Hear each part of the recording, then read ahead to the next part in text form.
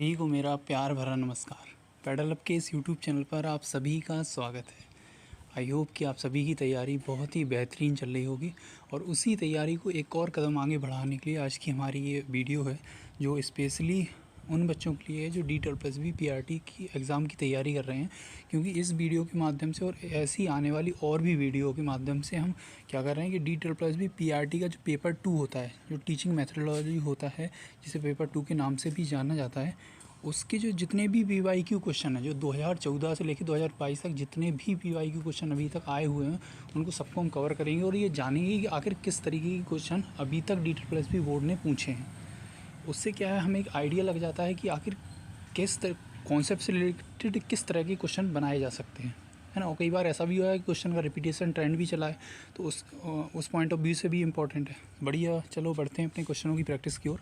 उससे पहले अगर आप हमारी टेलीग्राम पर कुछ ज्वाइन करना चाहते हैं, इस पर डेली हम रात को 9 बजे मिसलेनियस क्वेश्चन की प्रैक्टिस कराते हैं, तो उसके लिए आपको पेडागोज नाम से इस ग्रुप को ज्वाइन करना है। साथ ही साथ अगर आप नोट्स PDF चाहते हैं तो उसके लिए आप पेडल अप ऑफिशियल भी ज्वाइन कर सकते हैं।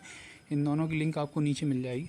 बढ़ते हैं क्वेश्चनों की प्रैक्टिस की ओर, देखते हैं किस तरीके के क्वेश्चन पूछे गए हैं। तो पहला क्वेश्चन है कि कोहल वर्ग के नैतिक विकास के परंपरागत चरण के बारे में निम्न में से सही है।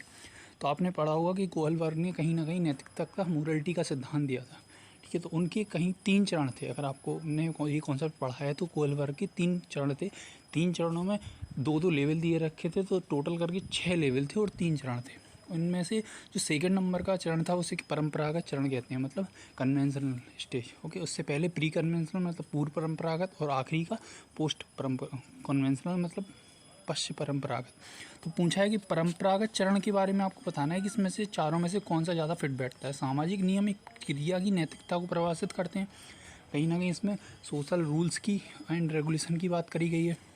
यदि ज़रूरत पूरी हुई है तो क्रिया अच्छी है, इस हिसाब से ये परंपरा का चरण है। नैतिक सिद्धांत क्रिया की अच्छाई को प्रभावित करता है या परिणाम प्रभावित करता है, कोई क्रिया अच्छी या बुरी है।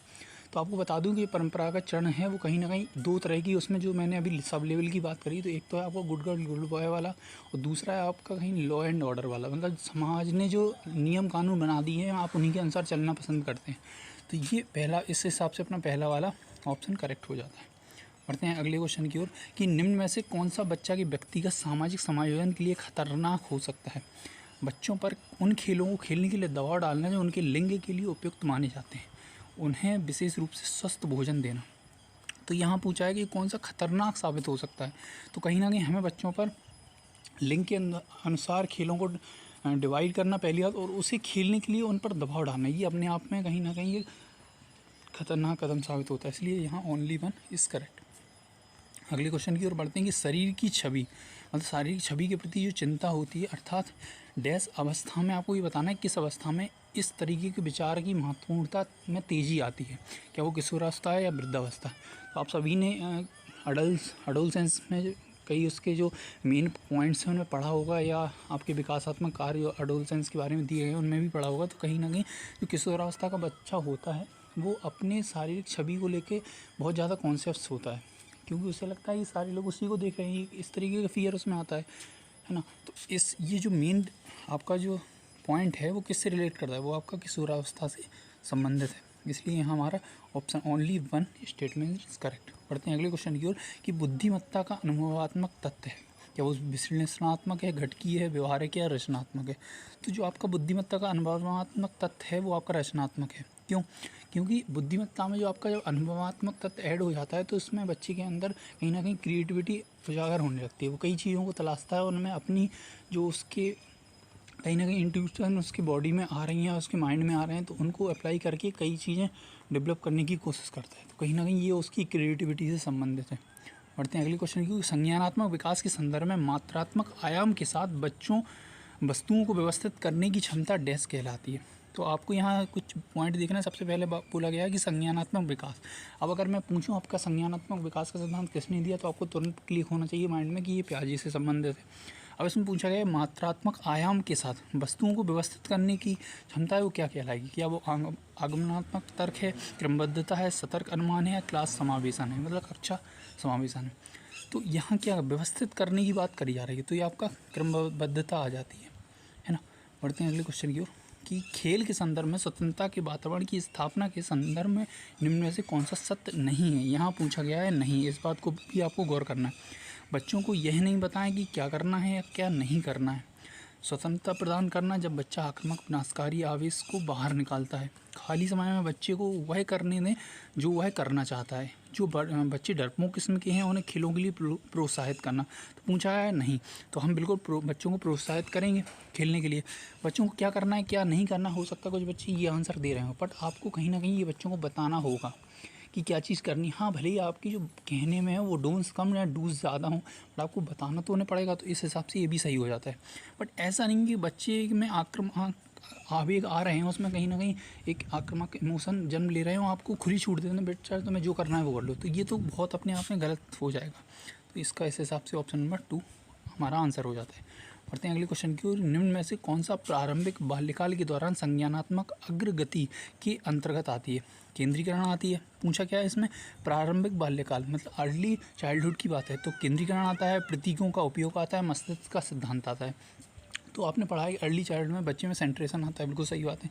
प्रतीकों का उपयोग मतलब सिंबॉलिक प्रोसेस, उसमें मतलब सिंबॉलिक प्रतीक आ जाता है उसमें, क्योंकि बच्चा कहीं ना कहीं जब आप संवेदीकामक अवस्था से आगे बढ़ते हैं तो उसमें धीमे धीमे भाषा के लक्षण आपके जो पहली अवस्था के आखिरी में विकसित होना शुरू हो जाते हैं, वो इस अवस्था में आते आते अच्छे से विकसित होने लगते हैं। तो वो कहीं ना कहीं उसके सिंबल से रिलेट है ना, भाषा की उसके अंदर एक कहीं ना कहीं विकास स्टार्ट हो जाता है। तो ये भी उस हिसाब से सही बैठता है। मस्तिष्क का सिद्धांत बिल्कुल संज्ञानात्मक में आपका बिना मस्तिष्क से कोई चीज़ हो गया नहीं, इस हिसाब से ये तीनों अपने सही हो जाते हैं। बढ़ते हैं अगले क्वेश्चन की ओर कि निम्न में सही है, आपको बताना है कौन सा सही बैठता है। मध्य बालकाल मतलब लेटर या मिडिल चाइल्डहुड के दौरान बच्चों के सहभागी समूह आमतौर पर सभी लड़कों और सभी लड़कियों के होते हैं। मतलब जो मिडिल चाइल्डहुड है उसमें जो ग्रुप बनते हैं बच्चों के, उसमें या तो लड़कियाँ ही होंगी या उसमें लड़के ही होंगे। हेट्रोजीनियस ग्रुप नहीं बनते, मतलब कहने का ये है। इस अवस्था में जो लड़कियां हैं वो लड़कों की तुलना में अधिक परिपक्व होती हैं। तो यहाँ इस हिसाब से आपको ये बताना है कि ये बात तो बिल्कुल सही बैठती है, बट अधिक परिपक्व होती है ये कहीं जनरल मतलब हर किसी के लिए कॉमन सी बात नहीं है। बट कहीं ना कहीं आपको ये देखना है कि इस अवस्था में मध्य जो बाल्यावस्था है इसमें जो लड़कियाँ होती हैं वो खेलों में लड़कों से ज़्यादा डोमिनेट करती हैं। ये इसका एक करेक्टरिस्टिक है, आपको ये ध्यान रखना। तो इस हिसाब से अपना ओनली फर्स्ट इज करेक्ट। बढ़ते हैं अगले क्वेश्चन की ओर कि प्रारंभिक बाल्यावस्था में सोने के समय डैश दुश्चिंतता मतलब एंग्जाइटी का एक रूप ले लेती है और इससे बचने के लिए बच्चा कुछ भी कर सकता है। तो आपको ये बताना है किस प्रकार की दुश्चिंतता या एंग्जाइटी हुई, घबराहट, विकार है, सांस्कृतिक सामाजिक अभियोजन।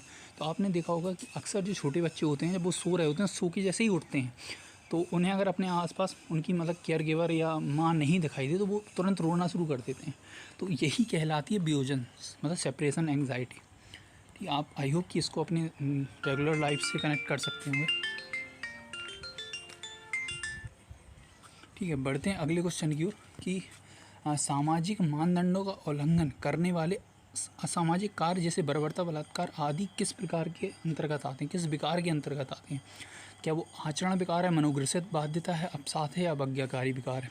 तो जो हमारे इसमें क्या बात कही कि असामाजिक कार्य हैं, ठीक है, उनके बारे में उनका उल्लंघन हो रहा है, तो ये हमारे आचरण विकार के संबंधित आते हैं, क्योंकि हम कहीं ना कहीं इस तरीके का आचरण कर देते हैं जो समाज के अनुकूल नहीं है ना, मानवता के अनुकूल वो चीज़ नहीं बैठती हैं, तो ये आचरण विकार संबंधित है।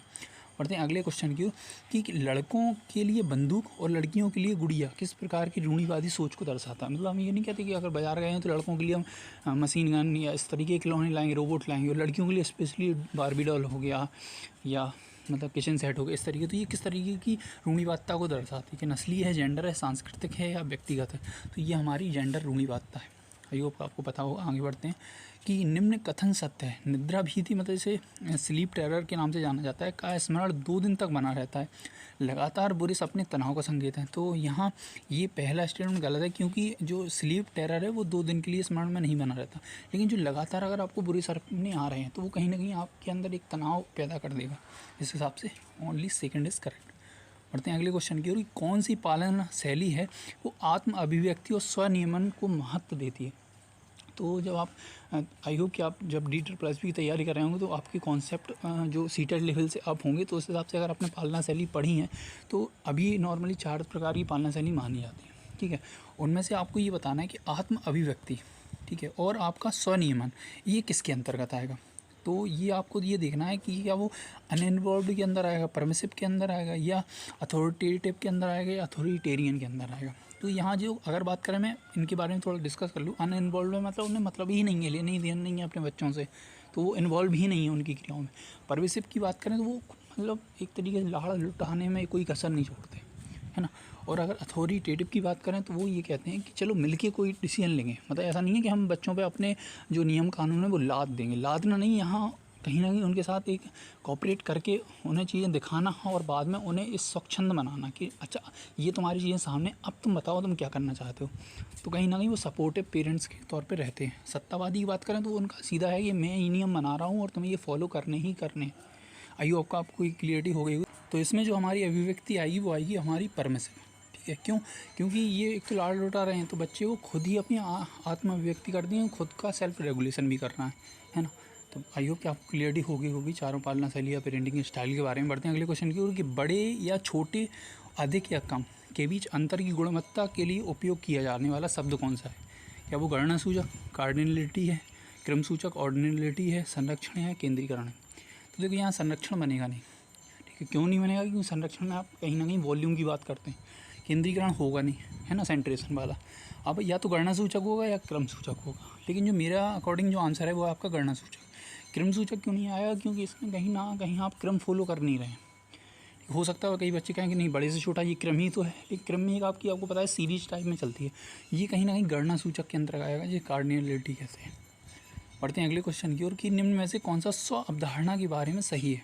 किसी की क्षमता और लक्षणों की वर्णनात्मक मानसिक तस्वीर, किसी की क्षमता और लक्षणों की मूल्यांकनात्मक मानसिक तस्वीर या संज्ञानात्मक निर्माण नहीं है। तो यहाँ अगर मैं बात करूँ कि स्व अवधारणा सेल्फ कॉन्सेप्ट के बारे में, तो ये संज्ञानात्मक निर्माण नहीं है, ये बात गलत है, क्योंकि हाँ ये आपका कहीं ना कहीं कॉग्निशन से रिलेटेड है। तो और आपके जो फर्स्ट दो हैं वो अपने आप में सही हैं। यहाँ फर्स्ट और सेकंड इज़ करेक्ट, तो option number B is correct. तो ये थे आपके DSSB PRT के PY क्वेश्चन। आई होप आपको अच्छे लगे होंगे, आपको कॉन्सेप्ट की क्लियरिटी भी समझ में आ गई होगी, आखिर कितने डीप लेवल तक के क्वेश्चन है, किस तरीके से घुमा फिरा के क्वेश्चन आपके कॉन्सेप्ट से पूछे जा सकते हैं। हो सकता है अपन ना कॉन्सेप्ट पढ़ा हो, बट जब क्वेश्चन पूछे जाएंगे तब आपकी असलियत सामने आती है कि एक्चुअल में हमने कॉन्सेप्ट को कितनी गहराई से समझा है। और यही कहीं ना कहीं एग्जामिनर आपसे चाहता है कि आपको एक्चुअल में कॉन्सेप्ट की अंडरस्टैंडिंग कितनी डीप लेवल तक है, ये सुपरफिशियल लेवल पे है या एक्चुअल में आपको उसकी अंडरस्टैंडिंग है। तो ये होगा आपको जितने ज़्यादा क्वेश्चनों की प्रैक्टिस करेंगे, क्योंकि थ्योरी पढ़ लेने से सब काम अगर आसान हो जाता तो आज सभी की जॉब लगी होती, है ना। आई होप कि आपको बातें समझ में आ गई होंगी और अपनी एंड से आप अच्छी तैयारी कर रहे होंगे। मिलते हैं अगली वीडियो में, तब तक के लिए बाय बाय, टेक केयर।